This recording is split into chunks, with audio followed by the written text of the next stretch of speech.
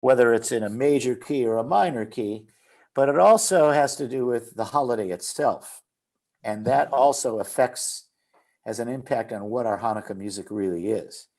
And the truth is, Hanukkah, historically, is a very minor holiday, right? Historically, right? Even though its origins date back to the ancient temple and the Maccabean revolt, right, to win back the temple, and then they had to cleanse it because it had been defiled. What it meant also was that the festival of Sukkot back then was not observed because the temple was in, the Greek-Assyrian control. And so we now know that the first Hanukkah was in fact a delayed Sukkot, which is why Hanukkah is 8 days, right? Because the name itself, Hanukkah, means the rededication of the temple.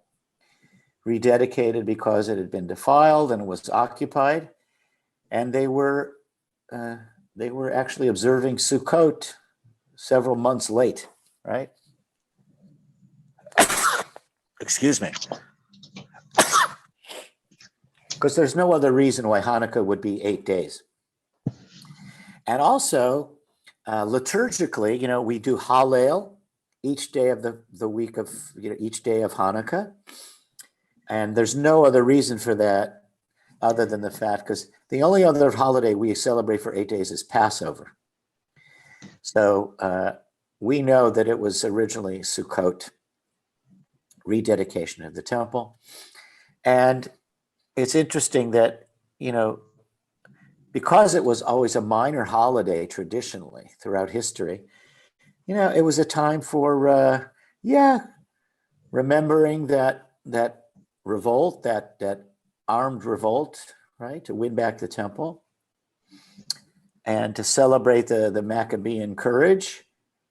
And of course, the rabbis didn't want to overemphasize that it was, it was by God's spirit that we won back the temple, right?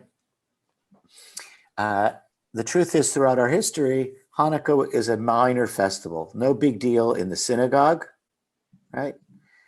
Other than the few things that we add the prayers of Hallel, but it's not a big moment for people to go to temple. It still, for the most part, is what it was originally intended to be, and that is a family festival that would be observed at home with the festival foods and games and, little storytelling for kids. And that's what it had been throughout our entire history, right? So musically had a very limited impact on our synagogue music. And then we come to America. And of course, its proximity to Christmas over these decades has dramatically altered the nature of the festival of Hanukkah itself, right?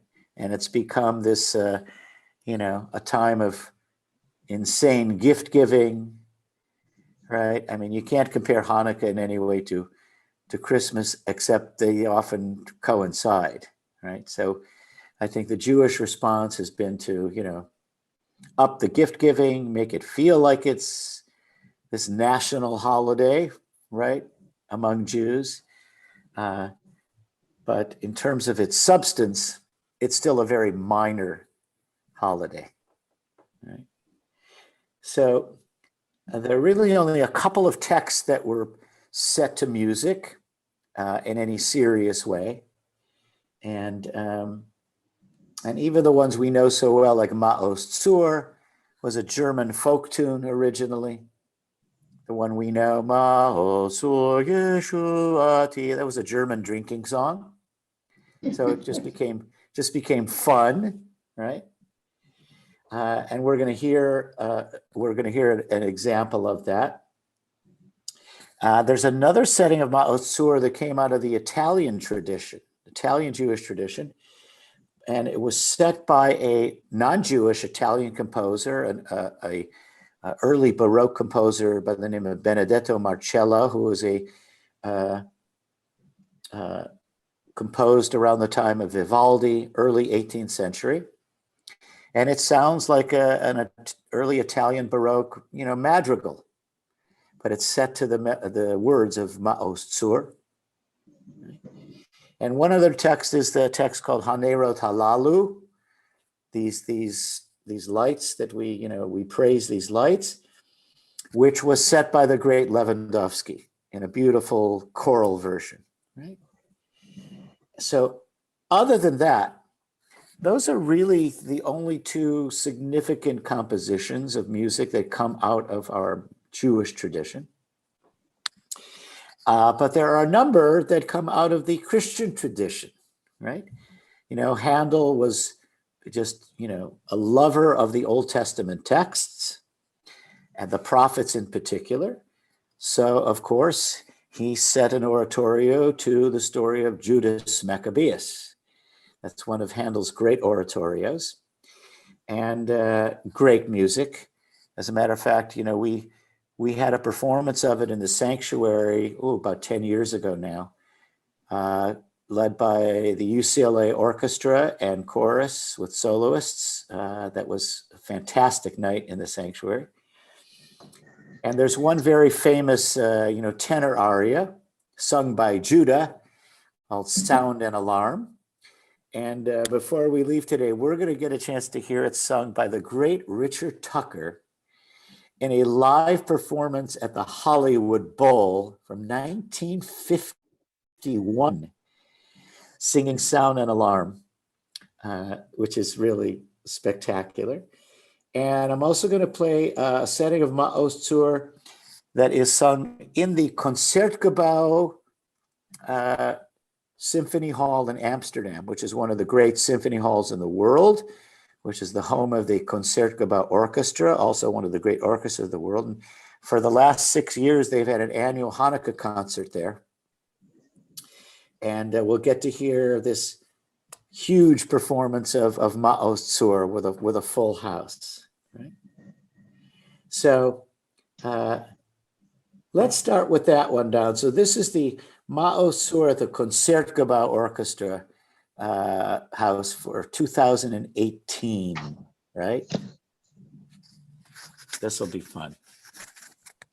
Great. It is.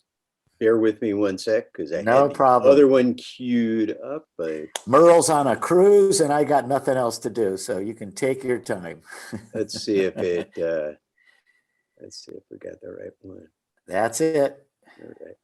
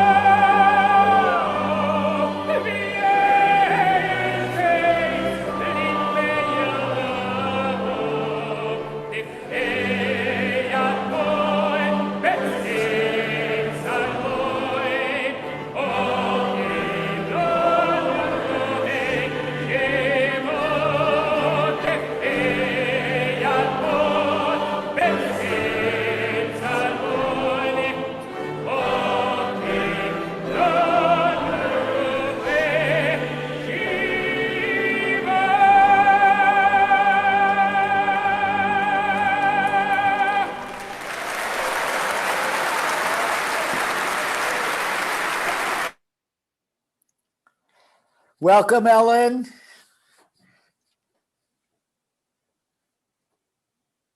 You can unmute yourself so we can hear you at least, right? Good to know you're with us. So that was a performance at the Symphony Hall in Amsterdam, the home of one of the world's great orchestras, the Concertgebouw Orchestra. They've been doing these annual Hanukkah concerts there, I think, for the past 6 years.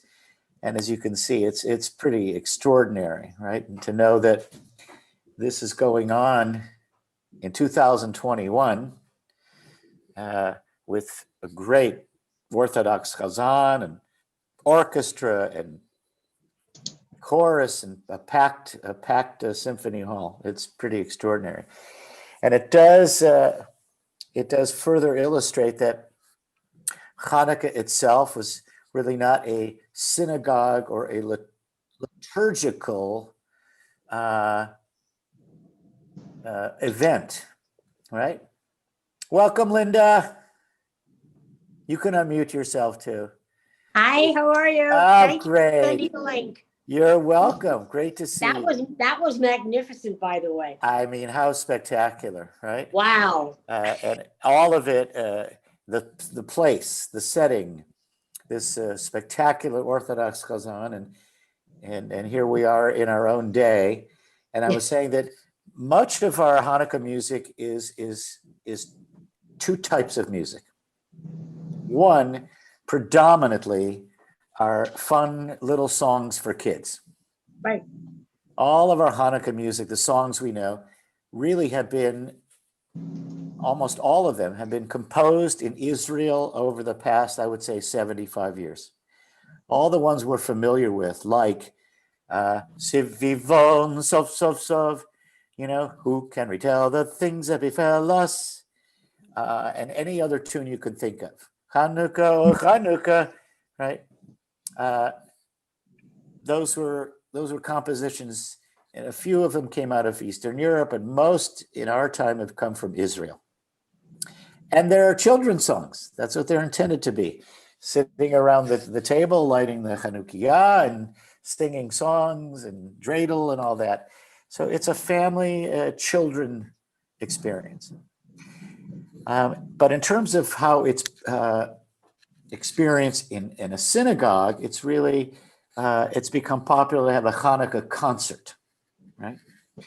And there is where you can find, certain really more dramatic kind of music, adult music that can be, appreciated in a concert atmosphere. Although there's still not a lot of serious musical compositions by Jews, for Jews, for Hanukkah. And what you just heard was the old German drinking song version of Ma'oz Tzur, rearranged elaborately for a concert stage, right? Which was pretty spectacular in its own right. Yeah. So now we're going to hear one of the great chazanim of yesteryear, and a great stage and film performer in his own right, Moshe Oisher, singing another version of Ma'oz Tzur with his very talented sister, Friedele Oisher. So this goes back in time, but also it's clearly intended for the concert stage as opposed to the bima, right? So Don, we can go back and we'll enjoy Moshe Oisher.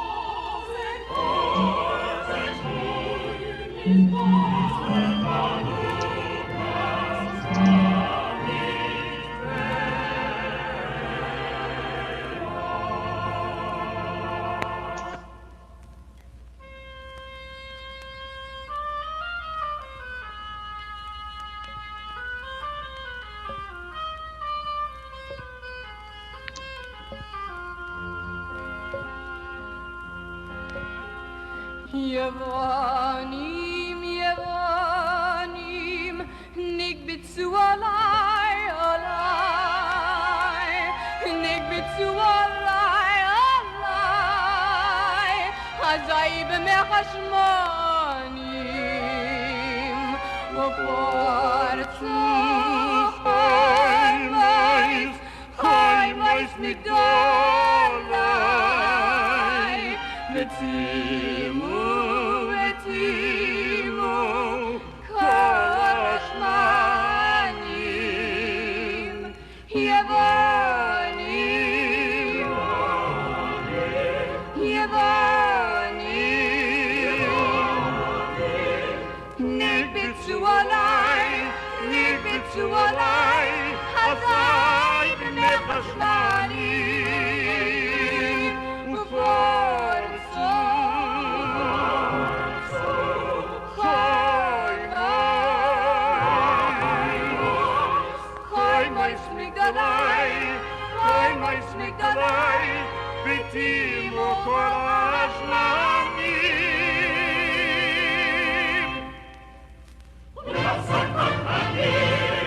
Nafanes la shoshanim, nafanes la shoshanim, devino, imestayno klovoshi urnanim, kovoshir urnanim, kovoshir urnanim.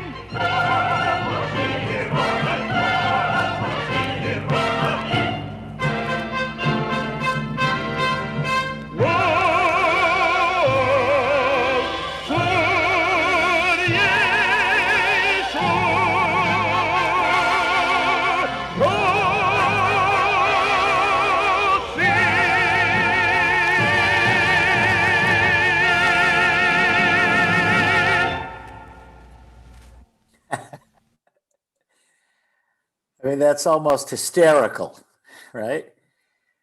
You heard the spectacular voice of Moshe Oisher, and that was his sister Friedela who began the duet. That must have been like recorded at Warner Brothers, in a sound studio with orchestra and choir. I mean, this is back pre-World War II. I mean, that's just astounding, right? Speaks to the Jewish community in America of that era, and very, very different place where we are now. But that was just stunning, right? Don, can I ask a question really quick? Of course. At the beginning, when you were saying that these two pieces of music came from text, where is the text?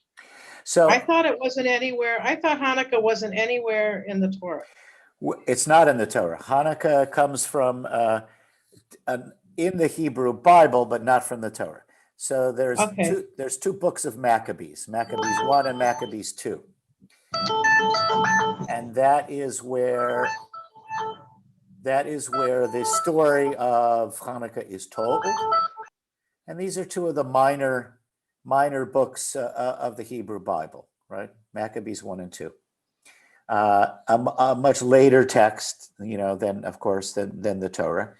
And it refers back to events in and around the middle of the 2nd century BCE, which we know is pretty accurate, sometime between 130 and 150 BCE, when the Greek Assyrians conquered Jerusalem, sacked the temple, and then a bloody battle ensued with the Maccabean, guerrilla warfare. They were outnumbered and were victorious. So Hanukkah originally it's a celebration, realistically, of a military victory. And of course, then the rabbis wanted to downplay that and give credit where, in their minds, credit had to be due. And that was the hand and the power of God, right? And Is that where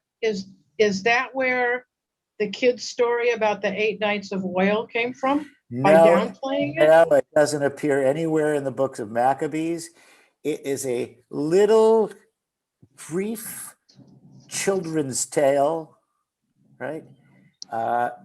Found in a very obscure little section of the Talmud. It's like 3 lines. Okay. Yes, the oil was only supposed to last for a day, and miraculously it lasted for 8 nights. Right. That was intended to be a little children's tale and explanation of why Hanukkah is 8 days, right? But it has no basis in truth.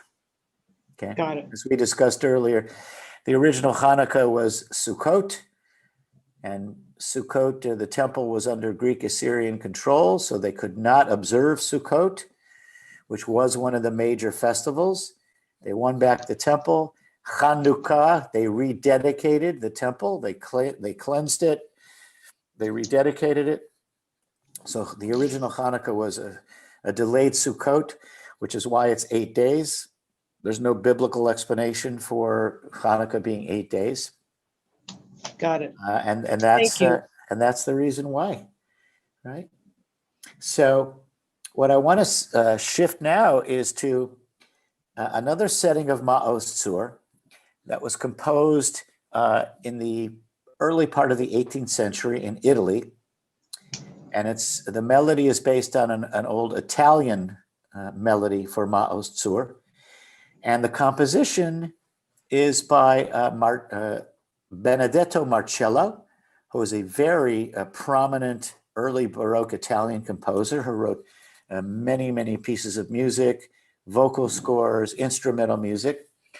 And he set this melody for Ma Ostsur. And you'll hear what it sounds like. It sounds like an early Baroque madrigal and has a wonderful performance here by the Zamir Chorale of New York City. And you'll hear it in a live performance from Merkin Hall on the Upper West Side of Manhattan.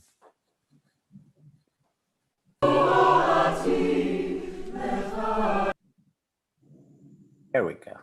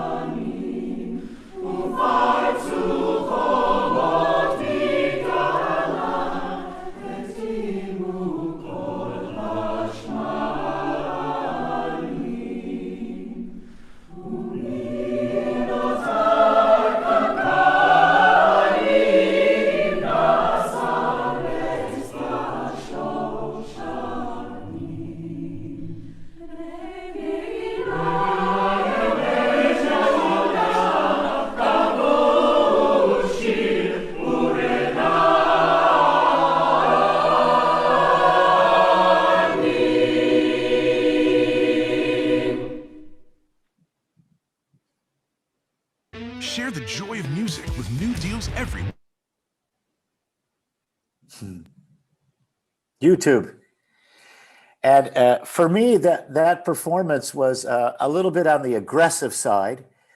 And I think a more stylistically accurate performance would have been a little bit more tame, really, than that would have been in keeping with the Italian madrigal style. But nevertheless, it does point to in a certain way, the universal nature of synagogue music, that we have lived in every country on planet Earth and made an impact, right? And so that comes from the early Baroque period in Italy.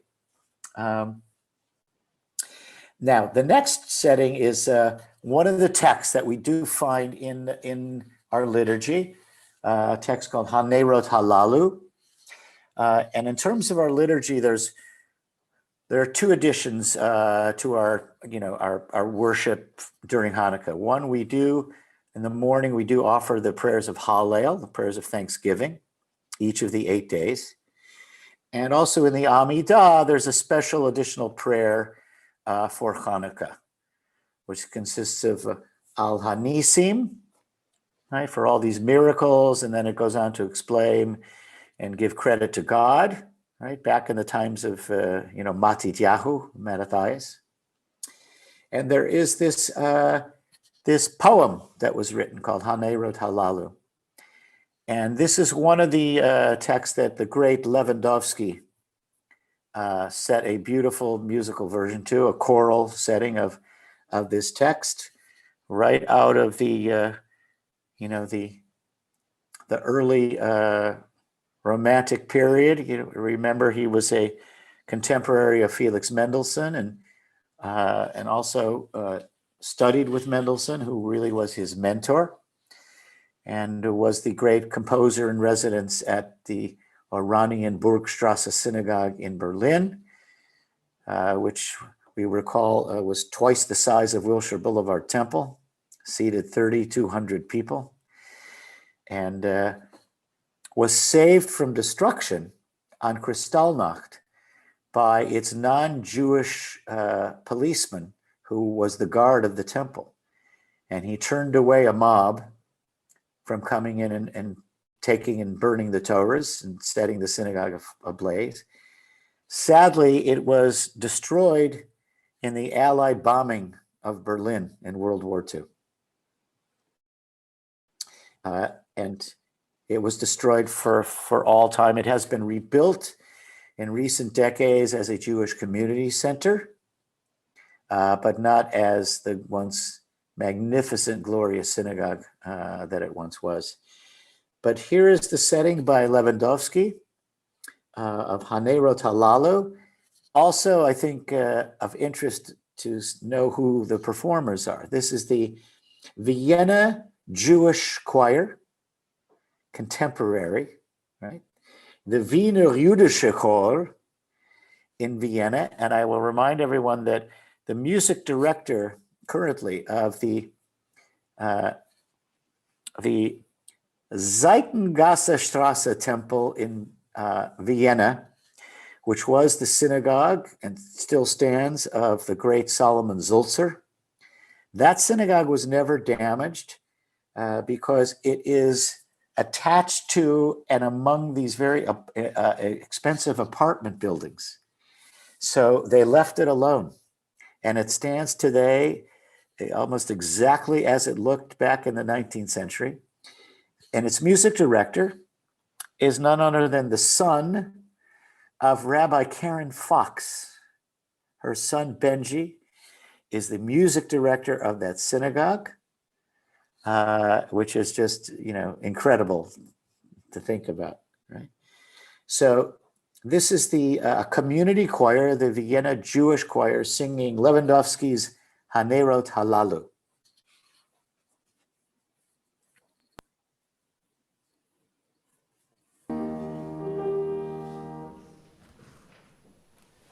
Oh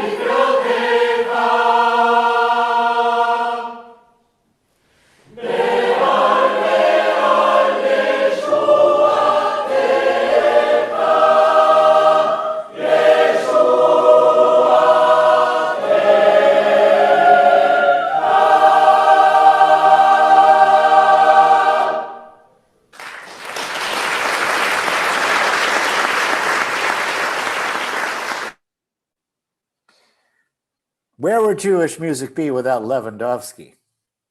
Right? That's so spectacular, just beautiful. And we're concluding a little bit with this just amazing performance by the great Richard Tucker. But just to kind of put things in perspective, when I started by mentioning why I chose the title, musical highlights of Hanukkah, major or minor. So, a cute little double entendre there about the music itself. Is it set in major? Is it set in minor? In the Jewish world, major doesn't necessarily mean happy. Minor doesn't mean sad. Music is deeper than that. But it is about the festival itself. And historically, Hanukkah is a minor festival. And it has taken on, a different kind of status in the Jewish world in America because of its proximity to Christmas. Even though, most of the great Christmas songs are written by Jews, in particular Irving Berlin, right, in Hollywood. It's also why there's no sense in trying to compare Hanukkah music, serious Hanukkah music, with serious music for Christmas. On the one hand, Christmas is more like, Rosh Hashanah and Yom Kippur in the Christian world, right? And music for that deep and profound, holiday for Christians is composed by the greatest composers who've ever lived in the Western world, from Bach to Handel to Haydn to Mozart to Beethoven to every other major composer you can think of. In the Russian Orthodox, it's Rachmaninoff.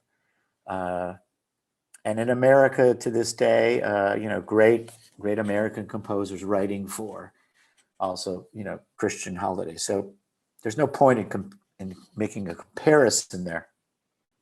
And in addition, Hanukkah itself is historically just a minor holiday. You could make a case for high holiday music. That's a different story, right? But that's really where it sits, historically, right? So any questions about anything so far, or comments, right? I've exhausted your imagination. This is great.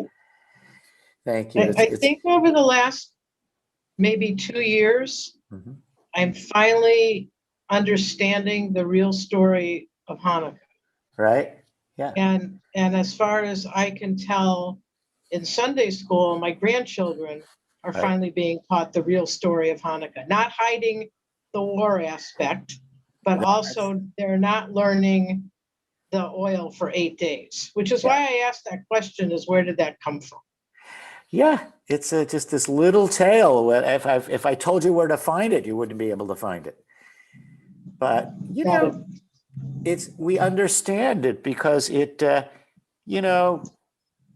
even then they understood. You're not going to tell little kids, Right. about this guerrilla war, right? And the rabbis always, the sages, downplayed the human element in all of these episodes, and to credit God, not by might, not by my power, right? That's the haftarah during Hanukkah. Lo v'chayil v'lo v'choach, ki im ruchi, amar Adonai. Not by might, not by power, but by my spirit, says God. Right? So they wanted purposely to downplay the efforts of the Maccabees, and give credit to God. That's what the religious mindset, needed to do, right? But in fact, it is, and now, the little kids are taught about the miracle of the oil, of course, but even in the early grades in the elementary school, they're now being taught what the true historical origins are. And there's no reason not to. Especially, they see what's going on in the world now. They might as well hear the real story about that. Of course they do. This year I'm assigned to the 3rd grade in Browerman at both of our campuses. So every week I go in and teach them for 45 minutes. And the last few weeks we're, talking and dealing all about Chanukah. They know exactly now what the history is, right? They understand it. They also really love to engage in Talmudic debate. And because I explained to them, there was a debate in the Talmud between the house of Hillel and the house of Shammai, the two great sages of the Talmud. And the house of Hillel taught, the ritual of lighting the Chanukah, that you start with one candle and you add one candle each night. So by the end of the festival, all the lights are burning. Well, the house of Shammai argued just the opposite. No, the first night, all the candles should be burning brightly. And as the holiday wanes, you end up with one candle. And both arguments are sound. There's good reasoning for both. So happens that Hillel, the house of Hillel, won that decision, right? And that makes sense to them. These are 3rd graders. They're 8 years old. They have sharp minds. A few, earlier on in the semester, we were talking about the story of Noah. And it's fascinating to have these discussions with them. I read them the text and say, and it talks about Noah as being an Ish Tzaddik, a righteous man, Midorotav, in his own generation. And I said to them, Noah is the only figure in the entire Hebrew Bible who's referred to as a tzaddik, a righteous human being. Not Abraham, not Isaac, not Jacob, not Moses. And then it says he was a righteous man in his generation. And the next phrase is, and his generation was filled with corruption and evil. So I say to them, so here's the debate in the Talmud. See what you think. It says Noah was a righteous man in his generation. But then we learned his generation was totally corrupt. So is he truly righteous, or he's only righteous in comparison with all the corruption around him? And they debated. And the kids decided, they went both ways, right? Then I said to them, you're just like the rabbis in the Talmud. One of the rabbis in the Talmud argued, no, he was not a truly righteous person. He was only righteous in comparison with all the other far less than, righteous people of his time. But one of the great Talmudic sages, Resh Lakish, argued, not only was he truly righteous, he was extraordinarily righteous, because how much more difficult it would be for someone to be righteous when everyone around that person is behaving, in a corrupt way and evil. And so they love to engage and understand what the sages had to say about these things. It's no longer good enough for them to say, and this is the way it was, and that's it. They love to engage in the debate. So for Hanukkah, they understood. And in class, when I lit the Chanukah with them, one kid raised his hand. He goes, "Let's do it the way Shammai did it." Right? They're amazing. So we're going to close today. Before we close, Don Levy, who's behind the scenes, who's responsible for putting all this together on the digital side. We were talking before, saying, going forward, because there was a time in the beginning of the pandemic, we were doing these every single week for many, many months. And that's just impossible to sustain for a lot of reasons. But going forward, we're gonna really think about this creatively and think about perhaps creating a new approach to these discussions. Maybe a podcast inviting guests, which we did a few times early on. And once we calendar all of it, we're going to let you know. So it'll be a regular a regular time and meeting. It's not going to be every week, but how often we do them, we're going to put that on the calendar so you won't have to guess anymore. Thank Right. you. So we look forward to that. So Excellent. now, yeah, I agree. Next, and for the final musical selection, the incomparable Richard Tucker, live performance from the Hollywood Bowl in 1951 with the Los Angeles Philharmonic. There's a little bit of an introduction to the event, right? And the first piece on the concert is Richard Tucker singing the dramatic tenor aria from Handel's Judas Maccabeus, Sound and Alarm. Oh, did you see that, Poochie? Oh my goodness. Now, is he a Labradoodle? No, she's part Bichon. She's interesting. She's one part Bichon, 2 parts Poodle, and 1 part Chihuahua. I haven't found the Chihuahua part yet. No. Oh, she's But adorable. she was hearing the singing, and she always sits on my lap for Zoom. So Fantastic. Well, I hope she enjoys Richard Tucker. All right. she will. So listen to this just spellbinding performance by Richard Tucker, Hollywood Bowl 1951, Sound and Alarm from Handel's Messiah. And this is the last day of Hanukkah, by the way. You know, it's still Hanukkah until sundown. So enjoy it and keep your ears and eyes open. We're going to let you know when we're going to be on next and what we're planning. Enjoy.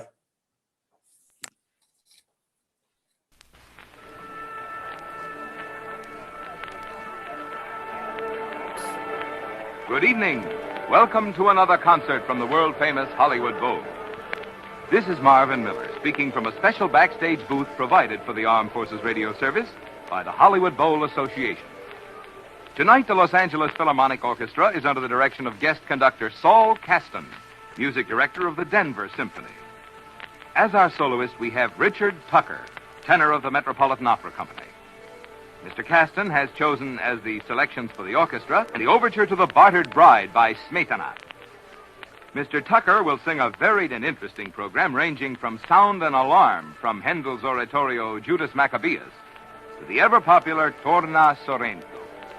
Mr. Tucker, the American-born, American-trained tenor, makes his 3rd appearance here at the Hollywood Bowl. Since his debut with the Metropolitan Opera in 1945, he has made innumerable appearances with major symphony orchestras, in concerts, on radio, and on television. According to my program notes, Mr. Tucker will open with 3 selections. First, from Georg Friedrich Handel's oratorio Judas Maccabeus, the aria Sound and Alarm, followed by Come un bel dì di maggio from Andrea Chenier by Giordano. In this aria, Chenier, the poet, is reading the poem he has written while waiting to go to the guillotine. The poem speaks of his life as a lovely day in May that is drawing to a close. As a 3rd selection, Mr. Tucker will sing O tu che in seno agli angeli from La Forza del Destino by Giuseppe Verdi, where Alvaro prays to Leonora, who has become a nun, but whom he believes dead, to look down from heaven and take pity on his misery. Here come Mr. Caston and Mr. Tucker. Mr. Caston mounts the podium. Mr. Tucker bows to the audience. The signal is given, and we shall hear Sound and Alarm by Handel.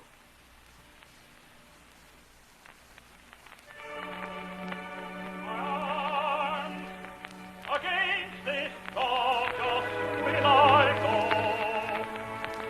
These Roman governor shall know how vain, how ineffective his design, while rage his leader and Jehovah mine.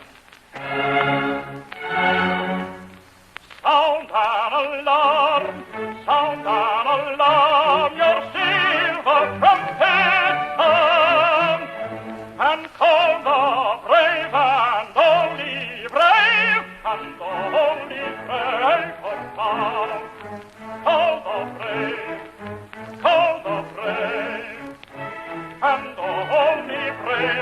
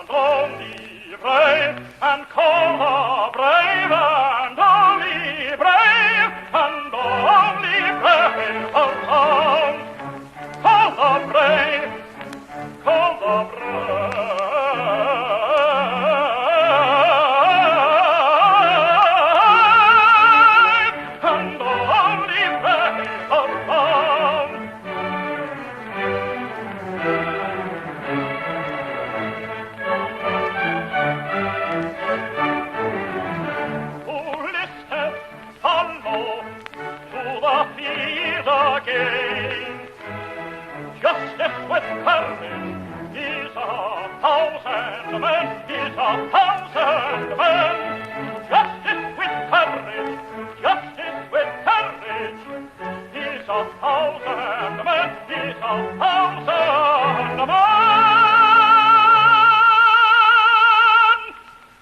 Is a thousand men. Sound an alarm.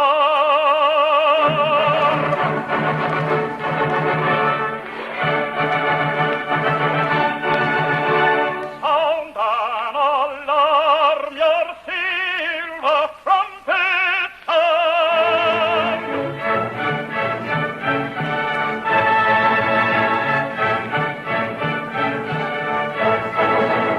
And call the brave and only brave and only brave are found. Sound an alarm,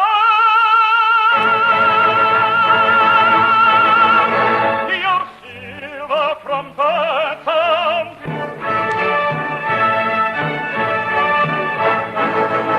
And call the brave and only brave and only brave around.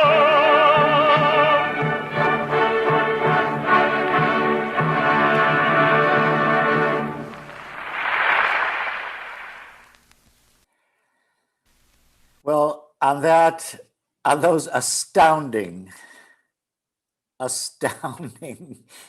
notes, my goodness, one of the greatest tenors to ever walk planet Earth. That's just amazing. So let that carry you into the week, right?